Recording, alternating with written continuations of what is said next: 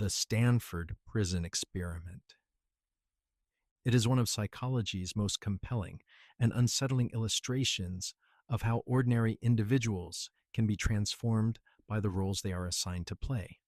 Conducted in 1971 by researcher Philip Zimbardo, the study aimed to investigate the psychological effects of perceived power. College students, all deemed psychologically healthy, were randomly assigned to be either prisoners or guards in a simulated prison set up in the basement of Stanford University. What began as a role playing exercise rapidly escalated into something far more serious. The students assigned as guards, equipped with uniforms and mirrored sunglasses that granted anonymity, began to enact their authority with unsettling enthusiasm. They devised harsh and humiliating tasks for the prisoners, enforcing arbitrary rules and asserting their dominance. The students assigned as prisoners, stripped of their individuality and given numbered smocks, soon exhibited signs of extreme stress, passivity, and helplessness. They began to internalize their submissive roles, some pleading for parole rather than demanding the experiment simply end. The line between role and reality blurred for everyone involved, including the researchers themselves, to such a degree that the study, planned for 2 weeks, was terminated after only 6 days. The profound lesson of the Stanford Prison Experiment is not that people are inherently cruel or weak. It is about the overwhelming power of situational forces and systems. The experiment revealed how quickly a structured environment with defined roles of power and powerlessness can override individual personality and morality. The guards were not sadists. They were ordinary young men absorbed into a system that encouraged and rewarded authoritarian behavior. The prisoners were not cowards. They were responding to a system designed to induce psychological disintegration. There is a quiet comfort in this understanding, for it removes the burden of innate evil. It suggests that much of human behavior is not driven by fixed character traits, but is a fluid response to context. This knowledge is not an excuse for harmful actions, but rather a call for profound humility and vigilance. It asks us to be cautious of the roles we step into, and more importantly, critically aware of the systems we design and perpetuate. It reminds us that the structure of a situation can often be a more powerful predictor of behavior than the individual hearts and minds within it. So, when we witness acts of needless authority or passive acceptance, we can view them not merely as personal failings, but as symptoms of a broader context. The experiment serves as a lasting testament to the need for systems built on empathy, accountability, and respect for human dignity. It is a sobering, yet ultimately hopeful reminder that by designing wiser and kinder structures in our schools, our workplaces, our communities, we can create environments that nurture our humanity rather than strip it away. The power of the situation is immense, but so is our capacity to shape that situation for the good. The Milgram Obedience Experiments. Conducted by psychologist Stanley Milgram in the early 1960s, these studies sought to understand how ordinary people could be capable of committing extraordinary acts of harm when instructed by a perceived authority figure. The setup was deceptively simple. A participant, dubbed the teacher, was asked to administer what they believed were increasingly severe electric shocks to another person, the learner, whenever an incorrect answer was given. The learner was, in fact, an actor who was not receiving any shocks, but who pleaded and eventually fell silent as the voltage levels rose to labels marked danger, severe shock, and beyond. The profound and deeply unsettling result was that a significant majority of participants, roughly 2/3, continued to administer shocks all the way to the highest level. Despite their own visible distress, their expressed concerns for the well-being of the learner and the agonized pleas coming from the other room. They did not do this out of malice or a desire to cause harm. They did it because a calm man in a lab coat, an apparent symbol of scientific authority, assured them it was necessary to continue. The conflict between their personal morality and the instruction of the authority figure was resolved not by defiance, but by obedience. This experiment reveals a quiet and deeply ingrained aspect of human nature, our powerful tendency to defer to authority.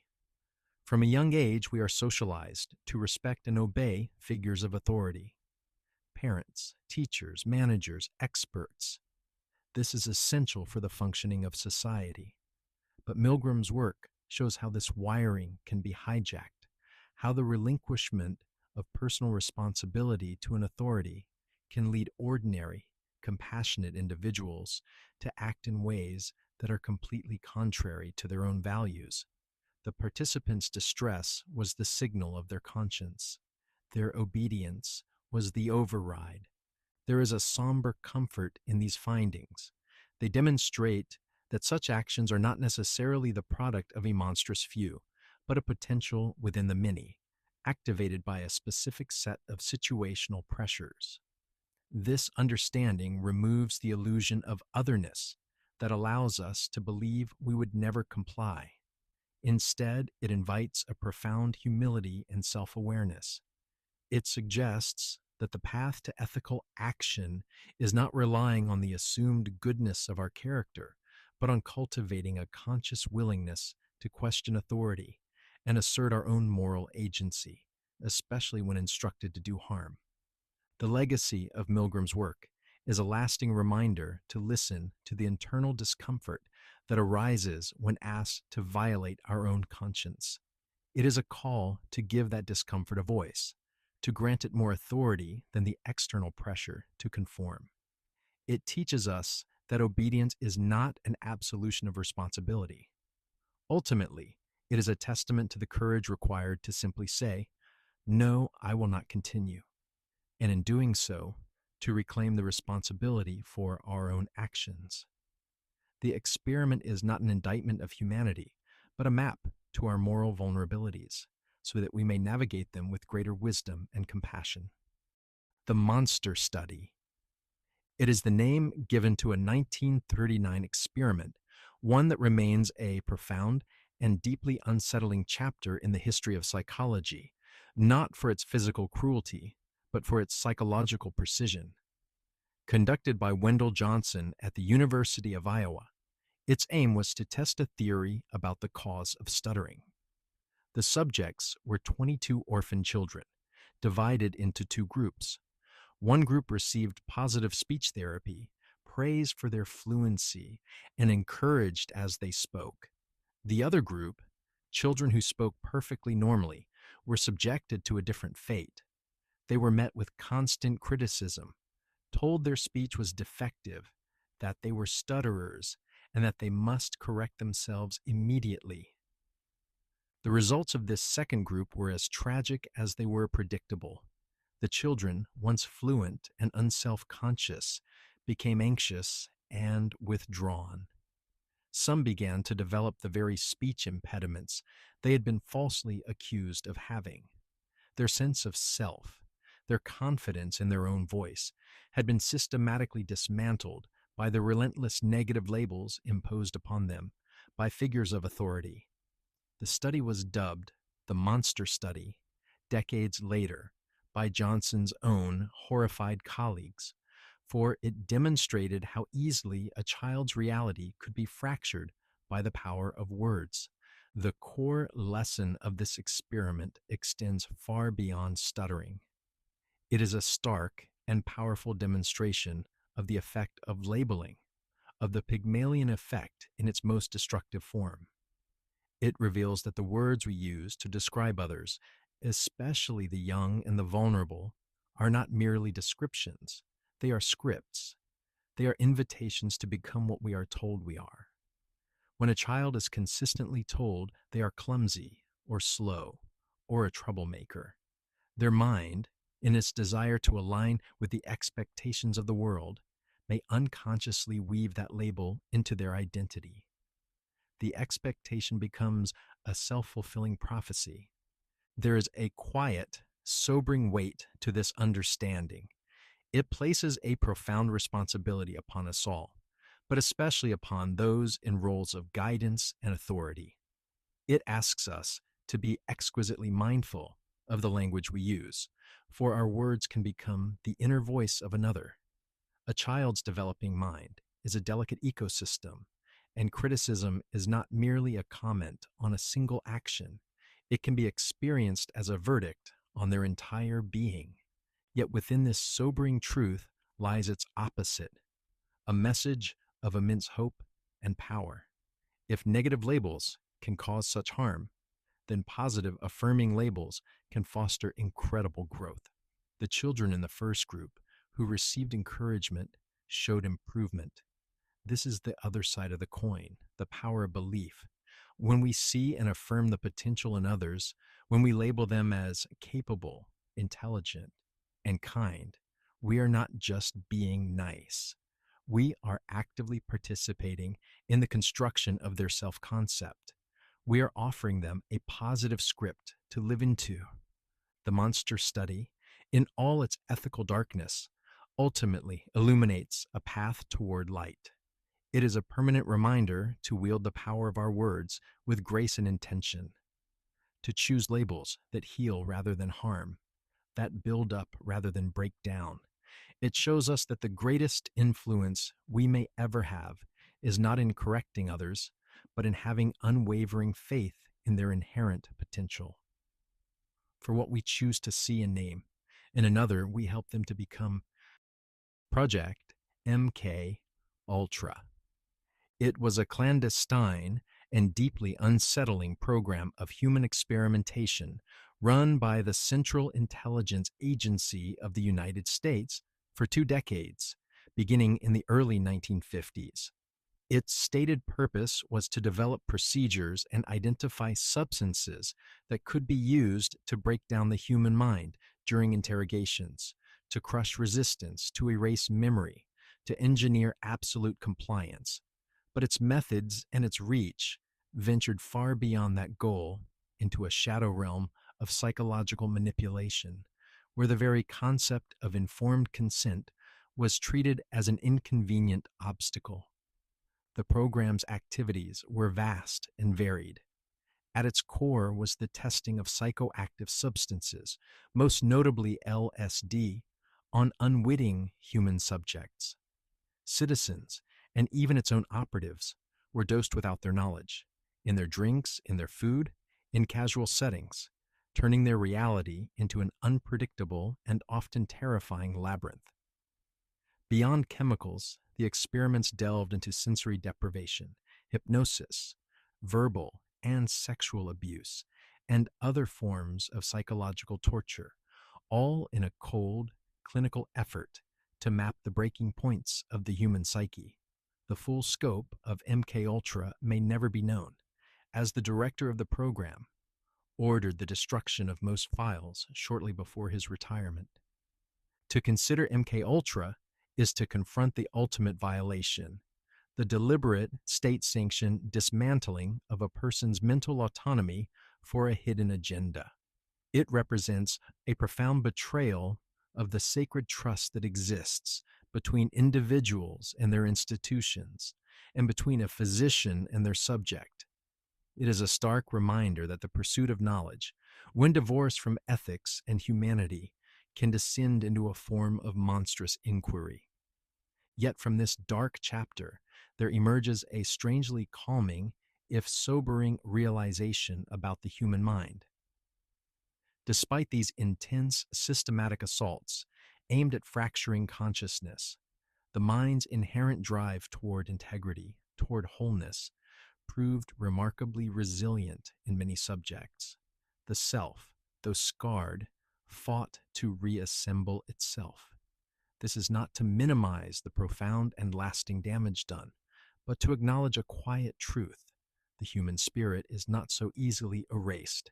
It clings to its own narrative, its own sense of being, even under the most extreme duress. Understanding MK Ultra invites a deep and necessary vigilance. It underscores why the ethical frameworks that govern research, informed consent, the right to withdraw, the principle of doing no harm, are not mere bureaucratic hurdles.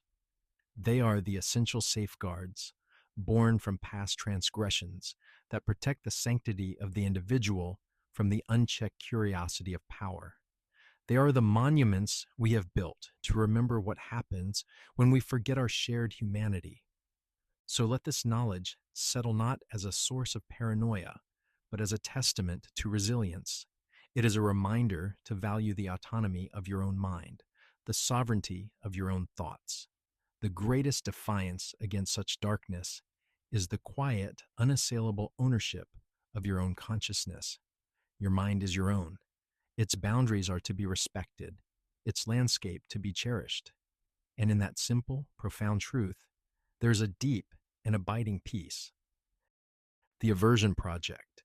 It was a systematic and state sanctioned program of psychological and medical abuse conducted in South Africa during the 1970s and 1980s, specifically targeting homosexual conscripts and soldiers within the South African Defense Force, operating under the grotesque guise of curing them of their orientation.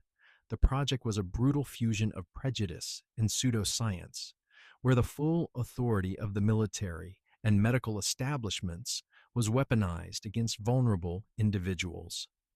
The methods employed were a catalog of horrors.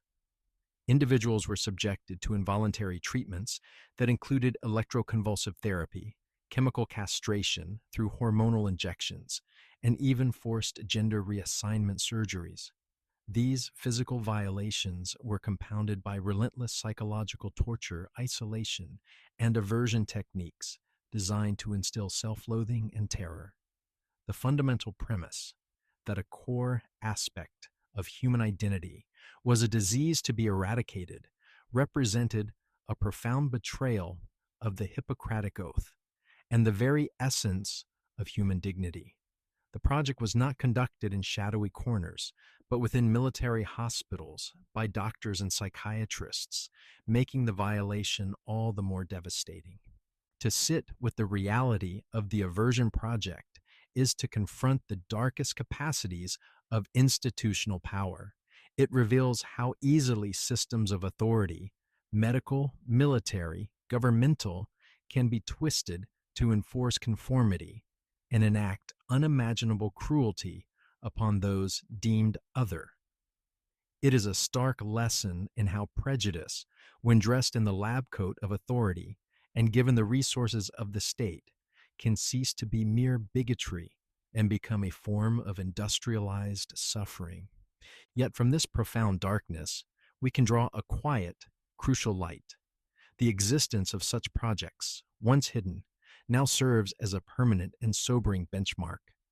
They are why we have ethical review boards, informed consent, and unwavering codes of conduct in medicine and research. They are the ghosts in the machine of modern ethics, reminding us of the absolute necessity of vigilance, of questioning authority, and of protecting the most vulnerable from the tyranny of the majority. There is a strange, somber comfort in this remembrance. It is the comfort of acknowledgement, of giving a name to the suffering that was once officially denied. It is the comfort of seeing how far we have come in our understanding of human diversity, while recognizing the constant work required to protect it.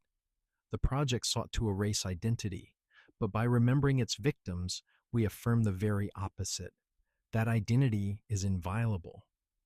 The story of the Aversion Project is ultimately a testament to resilience.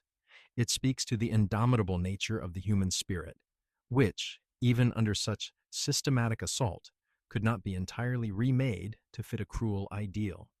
It reminds us that the most profound act of resistance is often simply to endure, to remain oneself in the face of a world that demands you change. And in that quiet, unyielding persistence, there is an immense and powerful peace. The project has ended, but the identities it sought to destroy endure. a silent, lasting rebuke to the darkness. The Tuskegee Syphilis Study. It stands as one of the most egregious and ethically catastrophic breaches of trust in the history of medicine. For 40 years, from 1932 to 1972, the United States Public Health Service conducted a study on hundreds of African American men in Macon County, Alabama. The stated aim was to observe the natural progression of untreated syphilis, but the profound and chilling reality was that these men were deliberately deceived and denied treatment, even after penicillin became the standard life-saving cure in the 1940s. The men, mostly poor sharecroppers, were recruited with the promise of free medical care, meals, and burial insurance. They were told they were being treated for bad blood, a local term encompassing various ailments. They were never told they had syphilis. They were never asked for their informed consent. And as the decades passed, they were actively prevented from accessing the cure that would have spared them from the devastating and often fatal complications of the disease, including severe heart problems, blindness, paralysis, and brain damage. The study tracked their decline with cold clinical detachment, all in the name of observing how the disease ravaged the human body. To contemplate the Tuskegee study is to witness the ultimate betrayal of the healer's oath. It was a systemic, premeditated decision to sacrifice human lives for the sake of data. It laid bare a horrific devaluation of certain lives based on race and class, and a staggering arrogance that assumed the right to make such a calculation. The men and their families were not seen as patients to be healed, but as subjects to be observed unto death. Yet from this profound darkness, a crucial and sobering light eventually emerged. The public exposure of the study in 1972 led to a national outcry that directly resulted in sweeping reforms.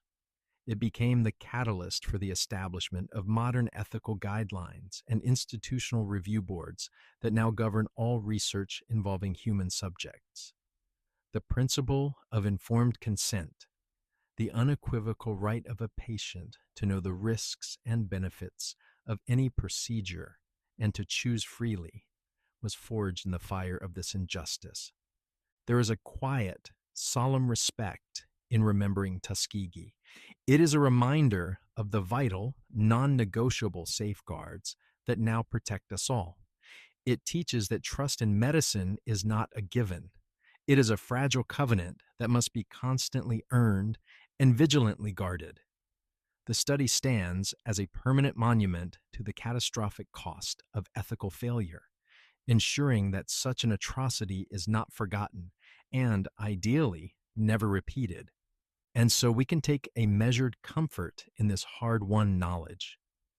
The tragedy of Tuskegee ultimately forged a stronger, more ethical foundation for future generations.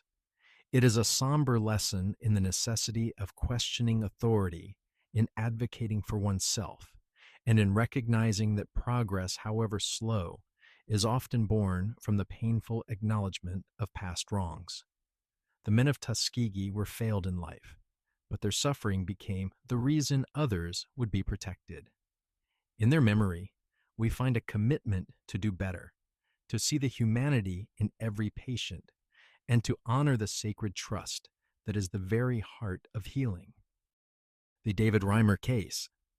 It is a profoundly singular and tragic story that became a pivotal, albeit heartbreaking, chapter in the understanding of human identity. It began in 1965 with a medical accident during a routine circumcision that severely damaged the penis of an infant boy named David Reimer. In the aftermath, his parents sought guidance from a prominent psychologist, John Money, who advocated a radical solution: reassign the child as female through surgery and raise him as a girl. This case became a decades-long experiment, one that was presented to the world as a resounding success, a proof that gender was primarily a social construct, a blank slate that could be written upon by nurture, David, renamed Brenda, was raised as a girl unaware of his medical history, but from a very young age, he exhibited profound psychological distress. He felt alienated from the identity imposed upon him, reporting a persistent, deep seated sense that he was not a girl. Despite the hormones, the surgeries, and the relentless social reinforcement, his childhood and adolescence were marked by intense confusion, isolation, and anguish. Eventually, his parents told him the truth, and he transitioned to live as a male. The tragedy of this case lies not only in the immense suffering endured by David, who ultimately took his own life in 2004, but in the way his story was willfully misinterpreted to support a scientific theory. For years, it was cited as evidence for the primacy of upbringing over biology in gender identity, despite the reality of David's lived experience, which powerfully suggested the opposite. From this deeply personal pain emerged a clearer, more nuanced understanding of the self. David's life stands as a powerful testament to the resilience and innateness of core identity. It suggests that there is a profound biological component to our sense of self that is not so easily molded or reassigned by external forces. His struggle illuminated the intricate, complex interplay between nature and nurture, showing that while upbringing is powerful, it cannot effortlessly overwrite certain fundamental aspects of who we are. There is a quiet, solemn dignity in David's story. It serves as a permanent caution against the arrogance of imposing theories upon human lives without humility or long-term evidence. It is a reminder that individuals are not experiments, and that the subjective experience of the person must always take precedence over the objective curiosity of the observer. His experience ultimately contributed to a more compassionate and evidence-based approach to understanding gender identity, emphasizing the critical importance of listening to and affirming an individual's own deeply felt sense of self. The case, for all its sorrow, helps us see that identity is not assigned, it is discovered. It is not a theory to be proven, but a truth to be honored. And in that honoring, there is a path toward peace, both for the individual and for our understanding of what it means to be human. The third wave experiment. It began in a high school history classroom in Palo Alto, California in 1967, with a simple question from a teacher named Ron Jones. How could the German people have claimed ignorance to the atrocities of the Nazi regime? To demonstrate the answer, he began a simple 5-day experiment. He introduced his students to the concept of discipline.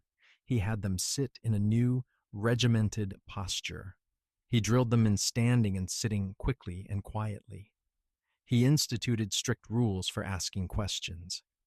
He gave the movement a name, the third wave, and he gave them a salute.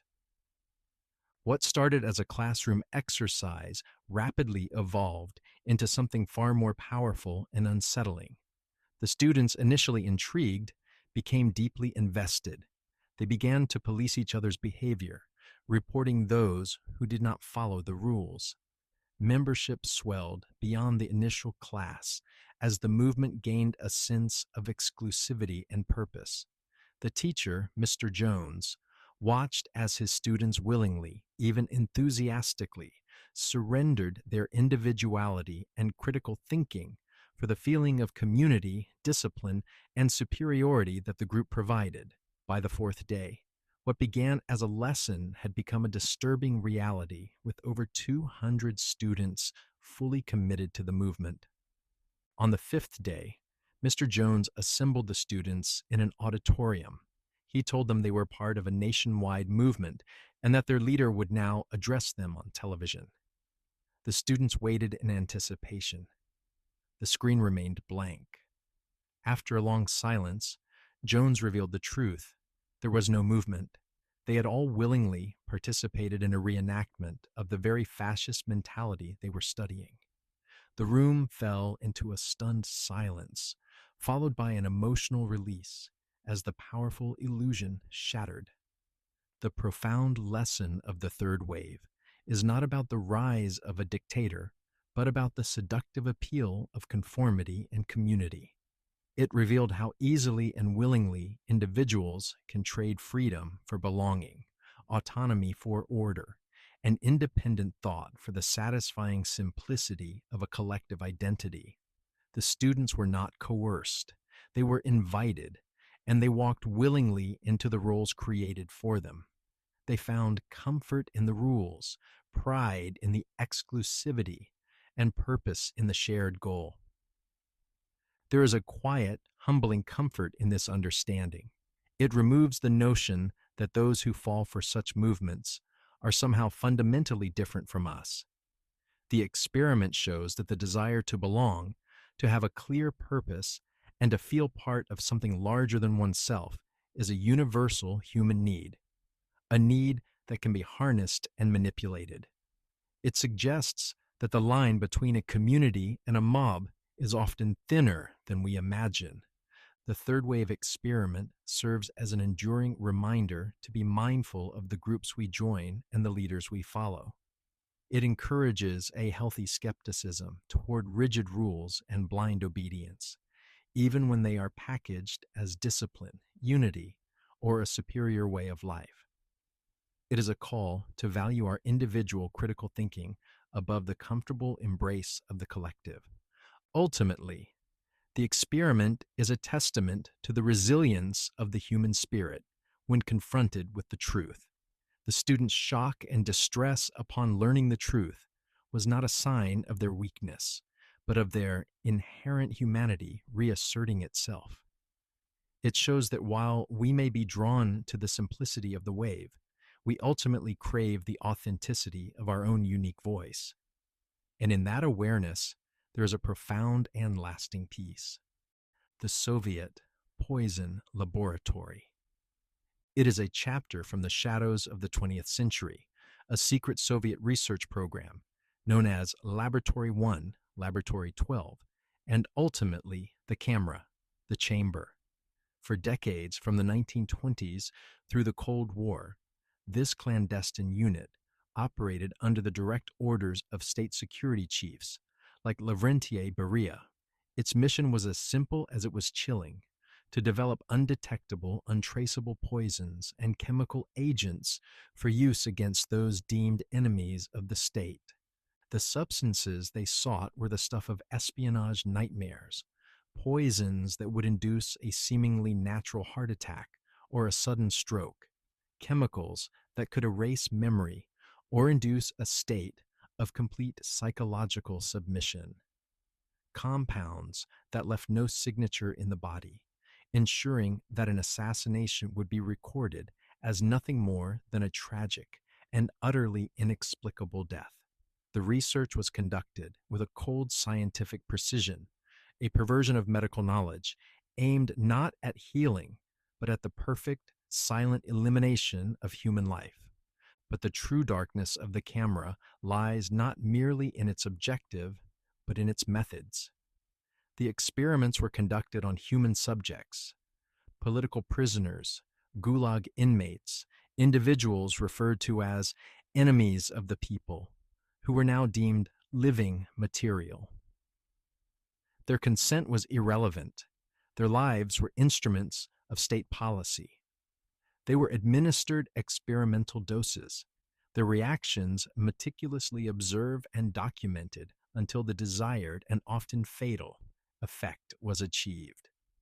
To contemplate the existence of the poison laboratory is to stare into an abyss where human life is stripped of all inherent value and reduced to a variable in a deadly equation.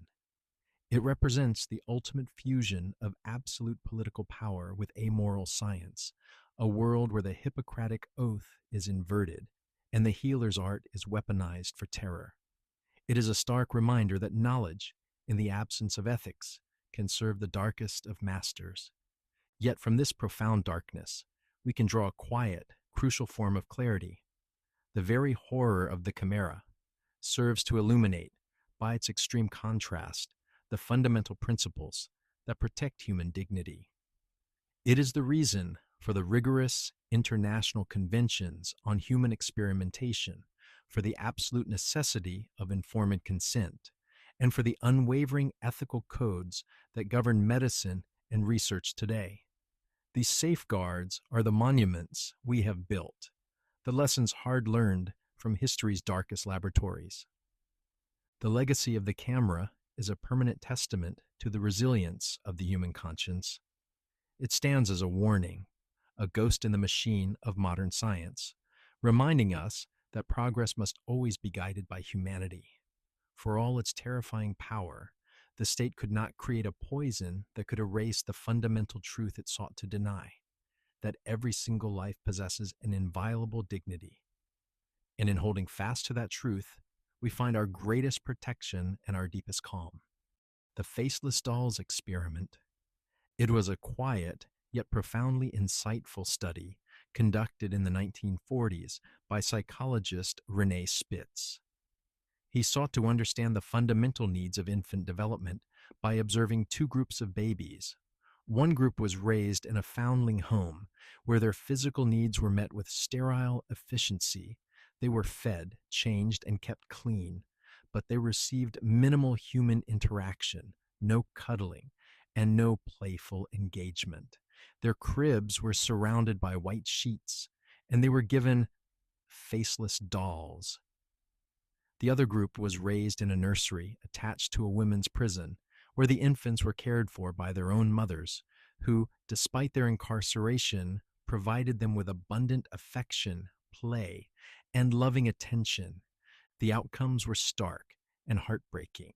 The infants in the foundling home, despite being adequately nourished and kept hygienic, fell into a severe decline. They became withdrawn, listless, and failed to thrive physically. Many showed signs of what was then called marasmus, a wasting away, not from lack of food, but from a lack of love. The mortality rate was tragically high. In contrast, the infants raised by their imprisoned mothers, though in a less ideal environment by conventional standards, thrived. They met their developmental milestones, were socially responsive, and were generally healthy. The experiment revealed a truth so simple, so fundamental, that it had been almost overlooked. Human connection is not a luxury. It is a biological necessity. The faceless doll was a powerful symbol of sterile, impersonal care, something that provides a physical form, but utterly lacks the emotional reciprocity of a human face. A child cannot form an attachment to a blank slate.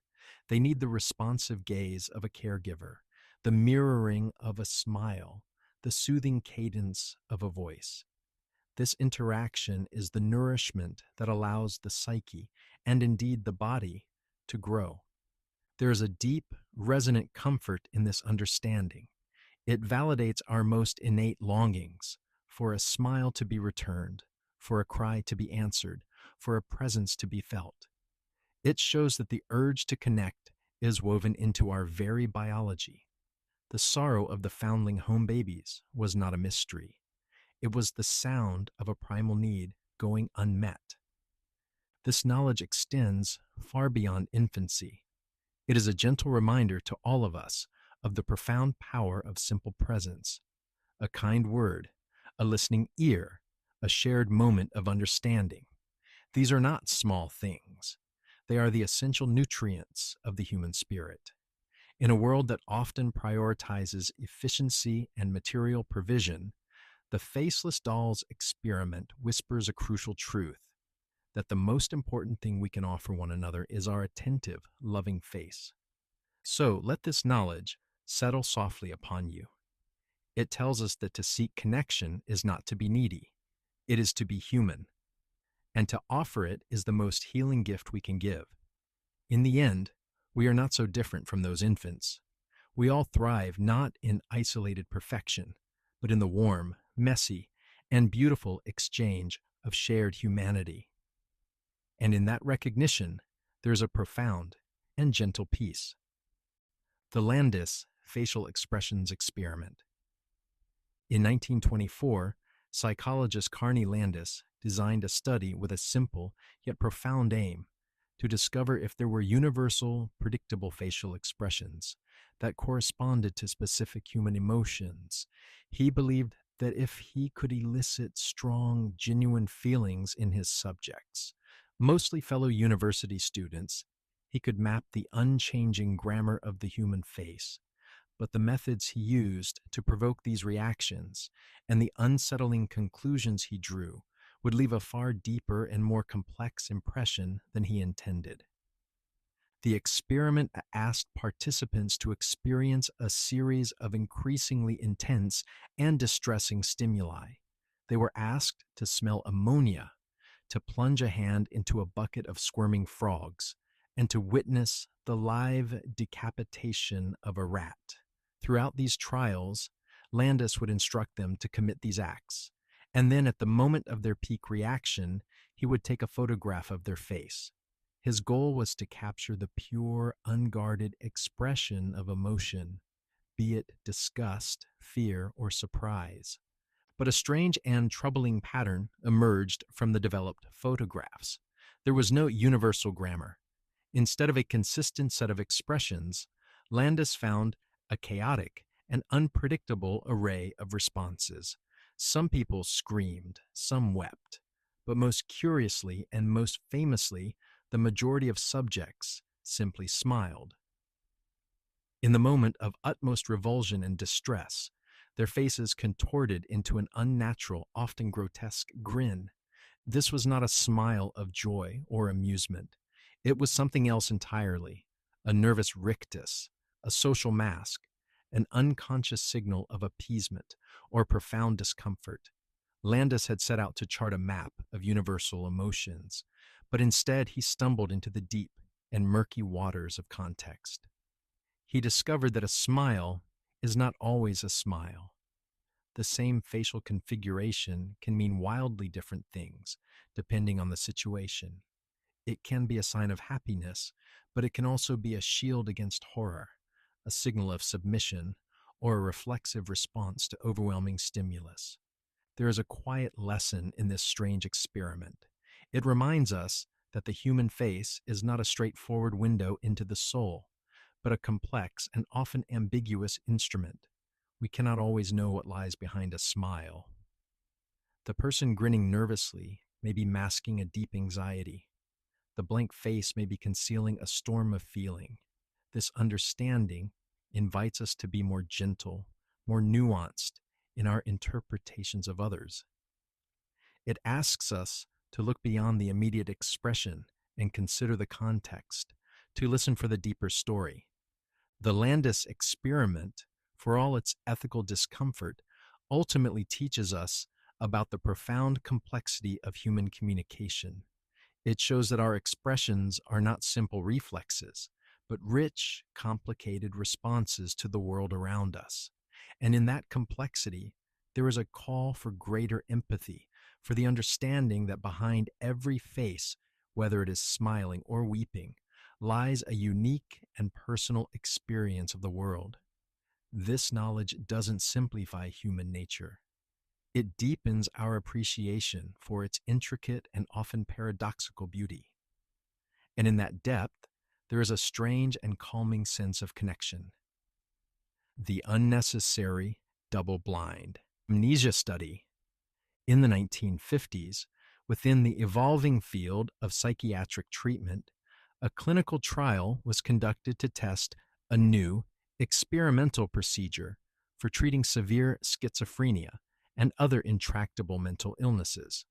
The procedure was known as deep sleep therapy, combined with high voltage electroconvulsive therapy and large doses of drugs to induce a coma-like state for weeks on end.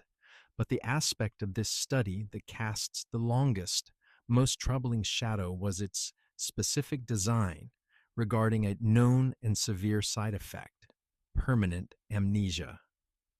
The researchers were aware that this brutal regimen frequently erased patients' memories, often irrevocably.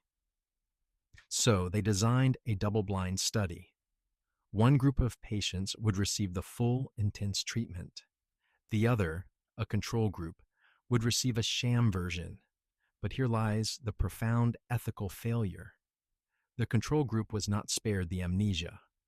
They too were put into a drug-induced coma and given high-voltage shocks. The only variable that was truly different was the duration and specific cocktail of the treatment. The devastating side effect, the complete wiping of one's past, one's identity, one's story, was inflicted upon both groups. The amnesia was not an object of study. It was a guaranteed, accepted outcome for all involved, deemed a necessary cost for the potential to measure a slight difference in psychiatric outcomes. To contemplate this study is to witness a profound dislocation of medical priorities, where the collection of data was placed above the sanctity of the self. These patients, already vulnerable, were subjected to a process that intentionally and unnecessarily obliterated their personal histories, their memories, their relationships, their very sense of continuity. All were sacrificed at the altar of a scientific protocol that had lost its moral compass. The term double-blind takes on a horrifyingly literal meaning here. The study was designed to blind the researchers, but it first blinded the patients to their own lives. Yet from this darkness emerges a crucial, clarifying light. This study stands as a stark monument to the absolute necessity of ethical boundaries in research. It is a primary reason why modern institutional review boards exist with such power and scrutiny. It is why the principle of informed consent is now sacrosanct, the unwavering right of a patient to understand every potential risk and to choose freely without coercion. It underscores that a potential therapeutic benefit for a future group can never justify certain severe harm to a current subject. There is a somber peace in this hard-won knowledge. The tragedy of this study, and others like it, forged the robust ethical frameworks that now protect us all. It serves as a permanent reminder that the human person is never a means to an end, but always the end itself. The goal of medicine is to heal, to preserve, to affirm life and identity, not to dismantle it for the sake of a data point. So let this knowledge settle not as a burden, but as a reassurance. The safeguards we have today were born from the acknowledgement of these past failures. They are a testament to our collective capacity to learn, to grow more compassionate, and to affirm that the most important outcome of any study is the preservation of human dignity. In remembering this, we honor those who were lost to the darkness by ensuring we now always choose the light. The Pit of Despair experiments.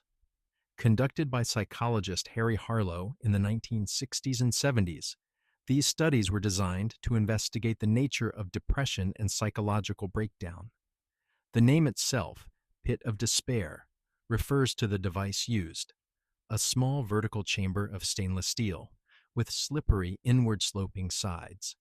A young monkey would be placed inside this isolated, inescapable cell, deprived of all social contact, sensory variation, and hope of escape for periods of up to a year.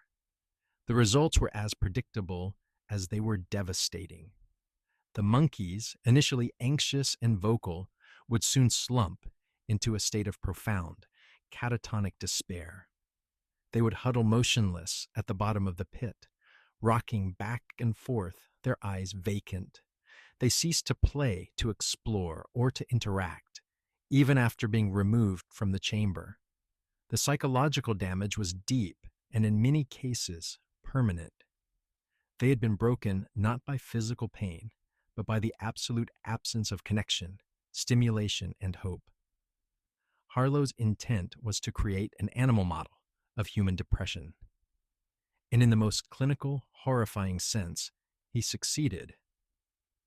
But the deeper, more haunting revelation of the pit of despair was not about the pathology of depression, but about the fundamental necessities of a healthy mind. It demonstrated, in the starkest terms imaginable, that we are not built for absolute isolation. Our psyches require more than just food and water to survive. They require engagement, novelty, and the possibility of agency. Without a horizon to look toward, without a companion to turn to, the mind turns inward and collapses under its own weight. There is a profound, if sorrowful, comfort in this understanding. It gives name and reason to a deep, innate human fear, the fear of abandonment, of utter loneliness. It validates our longing for connection as a biological imperative, not a weakness. The despair of those monkeys speaks to something elemental within us all, the need for a world beyond ourselves. The ethical shadow of these experiments is long and dark, and they rightly contributed to stringent reforms in animal research. But their legacy also offers a powerful positive mandate for our own lives. They are a stark reminder to cherish the windows in our lives, both literal and metaphorical, to value the light, the sound, the touch of another, to seek out connection not as a luxury, but as a vital nutrient for the soul.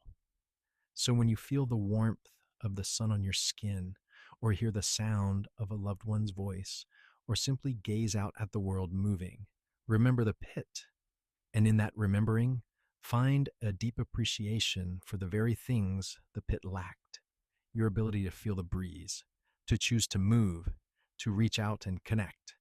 These are not small things. They are the absolute essentials of a sane and thriving mind. The pit of despair shows us the shape of absolute darkness so that we may more fully cherish the light. And in that gratitude, there is a foundation for profound peace. The 14th floor experiments.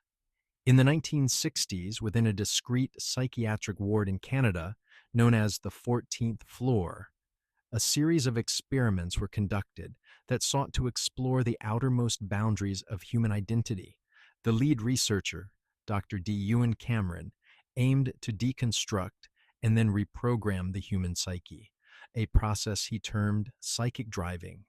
His subjects were patients who had come to him seeking help for conditions like anxiety and depression, often without any understanding that they would become participants in a radical and untested experimental program. The methods employed were a form of psychological architecture in reverse, not to build up, but to systematically break down. Patients were placed into drug-induced comas for weeks at a time, while tape recordings of messages or negative statements played on a loop for hours each day. They were subjected to massive repeated doses of electroconvulsive therapy, far beyond the standard practice, designed to deliberately wipe the slate of memory clean. The goal was to erase what Cameron saw as pathological patterns of thought, to regress the patient to an infantile state, and then to rebuild their personality from scratch using his repeated audio messages. The results were not healing, but devastation. Patients experienced profound and permanent amnesia, losing decades of their personal histories, their memories of loved ones, and the very fabric of their identities. They were left disoriented, deeply traumatized, and often more dysfunctional than when they had arrived. They had not been reprogrammed. They had been psychologically dismantled. To sit with the reality of the 14th floor is to confront the terrifying fragility of the self. It reveals the human mind not as an immutable monument, but as a delicate tapestry of memory and experience that can, under enough systematic pressure, be unraveled.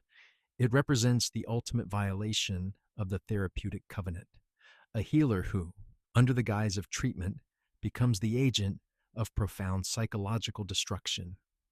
Yet from this profound darkness, a crucial and sobering light emerged.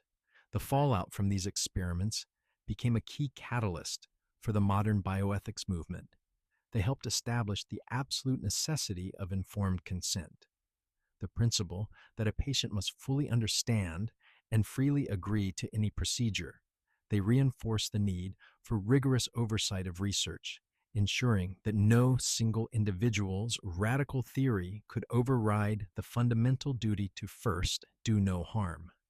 There is a quiet, solemn respect in remembering the 14th floor. It serves as a permanent guardian at the gate of medical ethics, a stark reminder of what can happen when scientific ambition is divorced from human compassion. It teaches us that the goal of any healing art must be to affirm and integrate the self, not to erase and replace it. The legacy of these experiments is not one of successful science, but of hard-won wisdom.